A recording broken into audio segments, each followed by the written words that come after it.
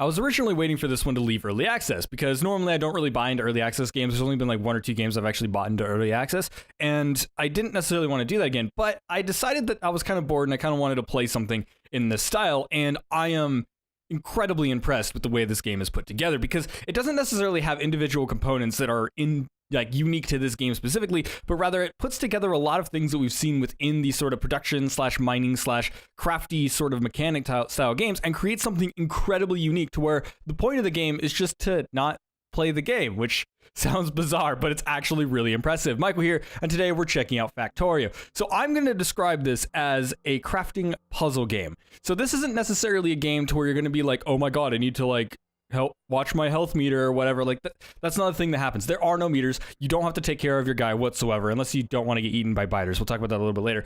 But it is one of those things where this game is a puzzle game. It is not necessarily a crafting game. So there is a campaign, so you can end up going to start campaign. They have a few little campaigns here, and I assume as they're going through development, they're going to be adding more. This is still in early access, by the way, and so keep that in mind. There's also scenarios, so there's like PvP, sandbox. There's also wave defense, which sounds interesting. I've never actually tried it, but I kind of want to at some point, but I haven't gotten that far because all of my time has been inside of the free play mode. So you can actually see one of my saves here. I believe the other saves will actually show some of my factories. So there was like, here was my first factory or whatever. I used a chain belt and et cetera, et cetera. And then here was the second one that I started because I started a new game. And I was like, all right, well, I'm just going to do this universal chain thing and try to do that. And it didn't work. I went back. I was like, this is going to be it. This is going to be the one to where it works and it's perfect. And it wasn't, because you cannot make a perfect factory in this game unless you are a genius. And so now I'm moving and playing on crayons. So we're going to go ahead and load into crayons. And it's going to give me the tutorial thing. It shows this every time.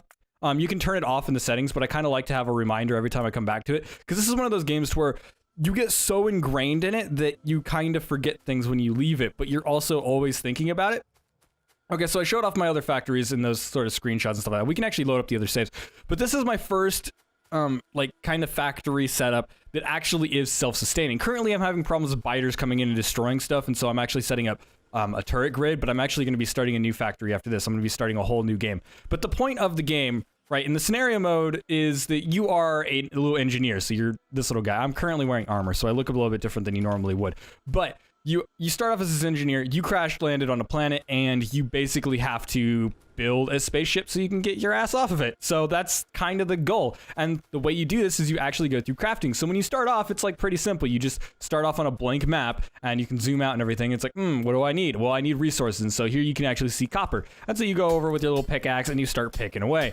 However, immediately after that, you realize that you actually have a mining tool inside of your inventory. So do I still have any on my hands? I don't think so. I think they're mining rocks. I can actually go take my vehicle up there. But very, very quickly you realize, oh, like this isn't a game to where I'm supposed to be. How do I enter vehicles? I forgot. There we go. It's enter for whatever reason. I need to change that key binding. But you very quickly realize this isn't a game to where you're supposed to be sitting there mining things. Oh, that's out of coal, so I need to go ahead. God damn it, I keep forgetting the key bindings for the vehicle. I just got the vehicle, so I'm not very far into the game. A lot of people would be like, oh yeah, he's like at the very beginning. I'm gonna go ahead and grab my rocks. But you start off with these little mining tools, and you start off with a little furnace, and so you can actually go through and like, you know, start automating things automatically, and you can put down boxes and stuff like that. But the real point to this game is that you are trying to build a self-sufficient running factory so that you can end up doing things. Because at the start, you know, for example, if I get out of my vehicle and remember my key bindings for once in my life, you can end up going into your little crafting menu here. So you got your inventory on the left side and you have your crafting and stuff like that. Now, you unlock things as you progress through an entire research tree, which has a ton of stuff in it. And you need different types of materials to end up getting different types of research nodes that go into these labs that then research for you. And so you go into here, and so you can actually see my little research setup over here is where it's like, yay, I'm researching a bunch of stuff because that's kind of what I'm working on at the moment. But like right now at the very top right, you can see I'm working on mining productivity. So if I go in here, it actually just increases my productivity. But if I go into other things, for example, like I can learn how to produce sulfur. And so once I end up finishing that, I can produce sulfur, and then I can use sulfur to start building bombs and C4 and better gun turrets and more armor and accessories and things along those lines. Like, let's say worker robots, for example. Apparently I need sulfur for that. And so you can end up going through, and there's a ton of stuff that you can end up building. So for example, I could end up learning advanced electronics that will then allow me to make transmissions and rocket silos. So it's like, yeah, it's like, oh, hey, I kind of need those to launch into space. Allows you to launch a rocket into space and win the game. Yay! So there actually is an ending to this game. It's just going to take you a while, because at the start, if I go into my crafting menu, and I go into my stone furnace here, you'll see it takes 5 stone. Mining 5 stone on your own, just click on it, boom, I've got a furnace. I actually have a ton of them in my inventory, so you can end up making these very, very easily. But let's go ahead and use like the steel furnace. It's like, oh, well, I need steel plate and I need stone bricks. How do I get steel plate? Well, I process iron, and then I process that iron into steel plates. And then for stone brick, you do the same thing, you process rock. And it's like, okay, that's not too bad either. But let's go ahead and talk about the actual more advanced stuff. So it's like, okay, well, I need an assembly machine or something along those lines to end up building these sciences, because you can't really build the sciences efficiently by yourself. So for example, like let's say I want to build the science pack, you can see it starts crafting things, and it automatically crafts things as well. But you'll see that takes a while. How many do you need for the current research that I'm doing? You need 100 of both green and red. So sitting here and waiting for 100 of those isn't necessarily efficient. And as you're doing that, the biters of the enemies in the game, which you can turn off, so if you don't like them, but if I go ahead and click on my map, you can actually see there's a biter den over there, and over on the left side, which is near my oil spot there. I need to get oil next to actually continue this little section I've got going here. But it's not very efficient, and as you can see, what you can do instead is you set up these assemblers, and they end up making things for you. And so, for example, let's say I wanted to make conveyor belts. Like you can see, I'm using a lot of conveyor belts, and I actually set up a factory for this. I actually disassemble it. You can actually see some of my other factories, because this used to go downward, and so this was the end, this was the tip, and then I ended up moving it over here and over here. So as I was doing it, like this is like version 3 of this factory, which I have actually enjoyed making it. But let's say I wanted to make conveyor belts, for example. Let's say like a simple one, for example, a transporter belt. So I'm currently using the fast transporter belts, and I'm actually going to make a few so that I can use this as an example. But you end up making these, oops, Nigs down. And in order to make the faster transportation belts, I already need these types of belts. And so building this factory isn't going to be useless at any point in time. And things kind of always mend into each other. For example, like if I go into the sciences, so the green science pack, it requires a transporter belt. So even if I'm no longer using transport belts, they still have a use for it. And this actually carries on to the other electronics as well as you end up going through the game and stuff. So you never run out of things to do with it, because they actually kind of do this progression thing to where, you know, one thing of a lesser version will end up building into a greater version. For example, the filter inserter, which allows you to grab specific materials from a line. I'm not using any of them at the moment, but you can actually see like they're just grabbing them and stuff. You can actually make different ones, but they actually build from the lower tier. And so you're not ever like wasting your time building something. But let's go ahead and make a transporter belt so it'll automatically make them, and we'll just put it into a chest. So we're going to need 2 assembly machines, because it has to build 2 things, right? It has to build the gears, because it has gears. So when you're crafting normally, like let's say I just wanted to make one real quick, then I can just click on it and it will automatically put down on the bottom left, it'll say, oh yeah, I need to make a gear. So it'll automatically make a gear. So crafting is super, super easy in this game. You don't have to worry about micromanaging, but what you do have to worry about is how your factories are put together. And so for example, let's say I wanted to make this. So it's going to need these iron plates, and that's all it's going to need. So we'll have one here, and then we'll have one here, and they also need power. Actually, I need to put this one down a little bit so I can put an inserter between them. So I'll put that there. But I actually need power, and so I need to have my little power grid, which if I zoom out far enough, you can actually see my little steam factories up there. You can also get nuclear power and oil power, et cetera, et cetera. And there's solar power as well, which I haven't set up my generators yet, or whatever you want to call them. Not generators, but they like store power or whatever. I'm going to need 2 more of these going downwards. Oops. You can end up rotating things as well. And one thing that's really nice is, again, they have a lot of convenience features. So for example, let's say I got a faster conveyor belt and I just wanted to replace them. Let's say I put down like a bunch of small ones. I can actually just put the newer ones on top of it, and it'll just automatically replace it. Like there's a ton of stuff that just, they don't worry about making you micromanage things. But I'm going to need 4 inserters, I believe, for this. Actually 5. So I'm going to go ahead and make 5 of those, and it's going to take a little bit. But as you see, it's actually making the smaller ones. I should have actually just went and grabbed them from down here, but I'm lazy. So I just click things and wait. I like to play this game while like chilling out and listening to music and stuff like that. But I didn't put my power grid close enough. So we're going to go ahead and put another power grid over there so they can reach it. You do unlock better things as you go. So your first factory will probably be pretty sucky. But anyway, so we're going to build that, and that's going to build our gears, and then we're going to put them into here. So to put a visual to this, do I have it on? Yeah, so I already have it on. So you can actually turn off those, you know, you see those little overlays that shows like the materials. You can turn that off if you want to, so you can actually just see the plain thing. But yeah, so in order to make the transporter belts, we need iron plates and we need iron gears. Now, it's not automatically going to make the iron gears. Oh wait, I need to move that down. I'm an idiot. There we go. Idiot shouldn't play this game. But anyway, so you'll see it put in the iron plate, but we're gonna need, you know, the iron gears, and it won't automatically make the gears because this assembler is made to build assemblies. And so we're going to go ahead and go in and go to our materials, and we're going to make this one make gears. So now all of a sudden this is making gears, and then when it finishes that gear, it will then transfer it over to here, and then it'll put it down here. But there's a problem. This isn't going to produce anymore because it no longer has a spot to put it because this is here. So instead, we're going to grab a box, put a box down, and now it's putting it inside the box. This is one of the most basic kind of setups that you can have. In fact, there's some setups, like let's say I just wanted to make ammo, for example. I have one right here.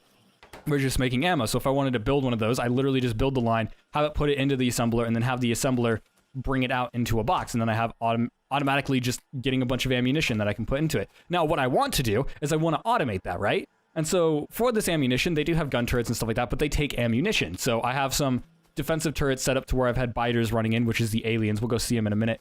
But they actually came in and like started destroying some of my stuff and attacking me while I was AFK. And I was like, all right, that ain't cool. We're going to solve that problem. So I was like, all right, I need ammunition, but I want to make it self-sufficient, right? And so what another thing you can do is, let's say we have that going, right? But let's say I didn't want to make a box. Let's go ahead and get rid of this box. Let's make a conveyor belt. And this is where things get super interesting. Now I can build a conveyor belt with ammunition building towards my turret, which I set up in a very stupid spot. So I'm going to go ahead and like remove that. I could end up just clicking off as well, which Q allows you to click off of it. Hey, my research is done. But we'll end up making it so it goes there, and then we'll take an inserter, and then boom.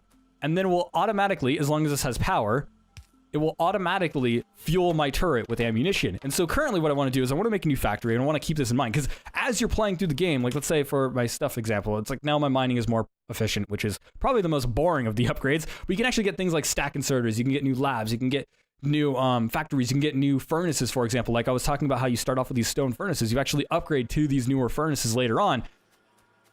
And so you end up kind of wanting to build in advance and try to figure out how you can most efficiently do things. And this is the most efficient system that I've built so far. Now, I'm sure there are people out there that have built way better ones, but this is one that keeps all my materials flowing. And you can actually see I'm actually running out of resources on this left side. And so what I would want to do is I'd probably want to figure out a way to build this so that I could end up extending this, or I could make it so that maybe this had a better split. Because, for example, I'm using splitters here that would split both of the materials running both ways. But I'm running out of materials on one side of it, which means that it's pulling too many resources from that side. So either I could make it so that I'm pulling more resources from the other side and move factories around. For example, I can move this conveyor belt thing that I don't really need. I can move it over here, and so it was taking from this resource chain rather than this resource chain. And you kind of want to figure out how to do that. But you're also going to be getting new upgrades as you're going along.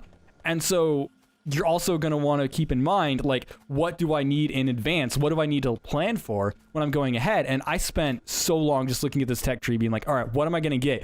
And then once I got something new, I realized that I didn't properly prepare to get something new. And so I had to like rebuild my factory or refigure it out. For example, when I got these new power lines, I realized like I had these set up in twos. And so I had a 2, 2, 2, 2, 2. And then I realized once I got these new power grids, they have a larger reach. And so I was like, all right, cool. I can now make it so it's 3, 3, 3 instead of, 4 sets of 2. And so I'm like, okay, cool. Like that allowed me to become more efficient as well. And that's another thing that this game does really well. It's like, as you're progressing, it gives you the tools to do everything absolutely optimally at that moment in time. And as you're going, you get more and more efficient. And you get more and more efficient tools that you can use in different ways. For example, I just got the stack inserters, I can't use yet. But like, let's say the filter inserters, for example. Let's say you made a chain line and it had like 4 different types of materials. Now I avoided that in this one, which I used probably more conveyors than I needed to, and I'm using a lot of splits, which has its problems. This is why I'm going to restart my factory. Like, this factory is not optimal. Do not look at this factory and be like, that's exactly what I want to build. You can build this, but keep in mind, there's some biters. They're going to run up to my turret, and the turret's going to blow them away. Haha, suckers. So those are the aliens. You can end up turning them off if you want to.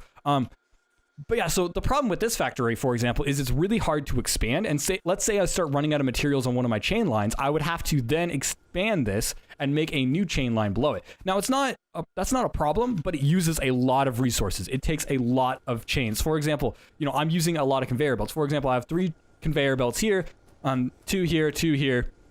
And then for each time I get down to a split to where I would have, a factory line go off onto the side, I then all of a sudden have to use a ton of resources to end up building that. And while that's sort of fine, the game gives you a ton of resources. Like if I hit M, this iron ore still has 771,000 iron ore in it.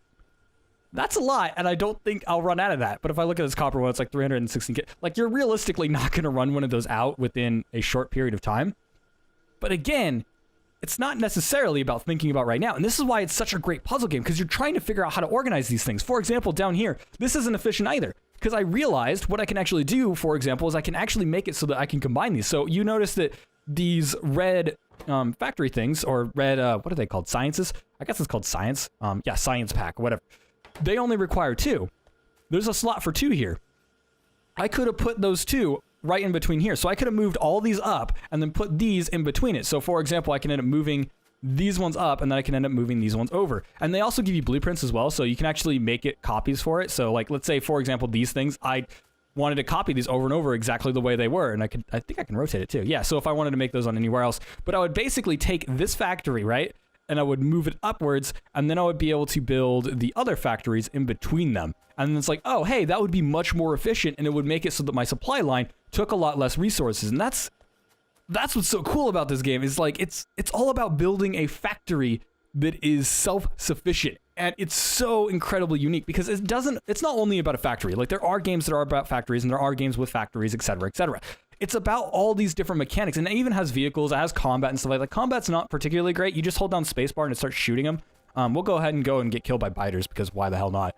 But like, it's got so much in it as well. It's got research, it's got research trees. It's got, an actual goal. You actually have an ending. It has a power grid system. Like, if I go ahead and view my power grid, for example, I can see my efficiencies. I can see what's taking up all of my resources. So it's like, let's say like, oh, hey, like I'm using a lot of power on mining, but as you see on my factories, for example, I am backed up on stock. Like, I don't need anything. Like, I'm kind of using a lot of iron right now because I'm building a lot of ammo, which is taking up a lot of iron, but I'm not really using copper. And so what I could do is I could actually just take off a lot of these off the grid and be like, I don't really need them. Or coal, for example. Like, I have a ton of coal. Maybe I can end up building up a supply line and making it so that I have like a buildup, and so I'm not really worrying about it. And there's so many different optimizations you do. There's also, god damn it, I keep running into things. I'm gonna break my entire factory with my freaking car. But like, for example, what key is this? P? Yeah, so you can look at your production. You can see what you're producing the most of, what you're actually running out of. You can look at the way your fuels are going, your buildings and stuff like that. Like, you can actually look at so many different little details, and you can optimize in so many different ways, and it gives you all the information you would need.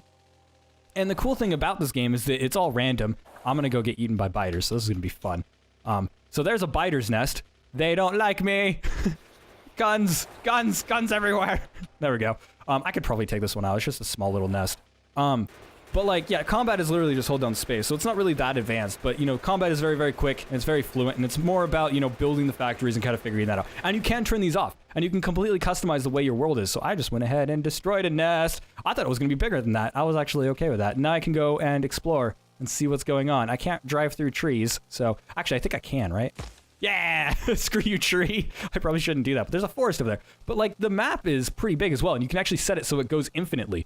And so like, you can just keep expanding forever and ever and keep your little stuff going. Oh my god, now I'm gonna get eaten by biters. I don't want to get eaten by biters.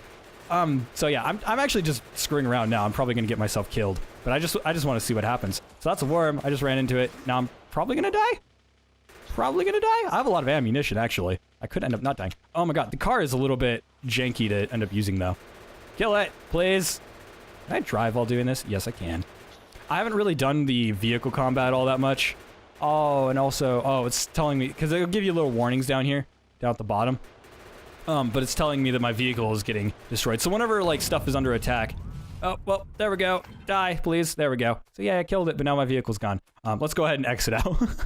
Yeah, I don't care about saving. But yeah, so when you go in here, they even have a map editor. You can build scenarios. And so like, let's say, this is going to be great once, people go in and start making their own stuff. Once it leaves early access, I have a feeling people are going to make their own scenarios. It's going to be really cool. Like, I would love to make like defense scenarios. I haven't really messed with it too much, but if we go into play and we go into a new game, you can actually just build whatever the heck you want, and you can make it so that you can set things so it's like, oh, I want a lot of this or not a lot of this. You can end up doing challenge style runs. You can change the terrain. You can change a bunch of stuff. And so you can completely customize the type of experience you want. You can turn on peaceful mode, which ends up making it so that enemies never attack first. So you don't have to worry about enemies just running into your factory and destroying things unless you want them to.